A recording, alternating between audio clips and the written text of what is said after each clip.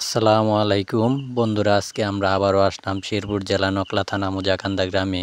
এখন আপনাদেরকে দেখাবো কিভাবে মাছের ডিম ফুটানো হয়। যে বোতলের ভিতর মাছের ডিম দেওয়া হয়েছে, এই ডিম কিভাবে ফুটানো হয় আপনাদেরকে দেখাবো। ভিডিওটি সম্পূর্ণ দেখতে থাকুন। বর্তমানে কি মাছের রেণু উৎপাদন করা হচ্ছে সব ডিটেলস আপনাদেরকে জানাবো।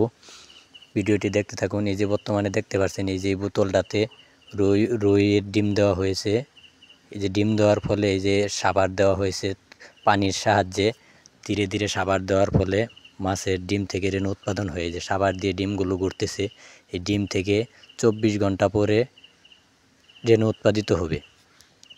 এই যে অনেকগুলো বোতল করা হয়েছে, রুই, বাউস, মিরকা, সরপুঁটি, বাটা, এভরিথিং সকল প্রকার বাংলা মাছের রেণু উৎপাদন করা হচ্ছে। এই যে দেখতে পাচ্ছেন সাবার দেওয়ার ফলে ডিমগুলো ঘুরছে।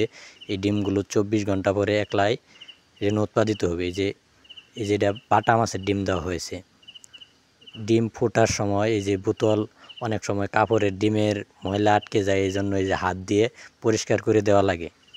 আপনারা চাইলে আমাদের কাছ থেকে সকল প্রকার বাংলা মাছের রেণু দানিপোনা নিতে পারবেন।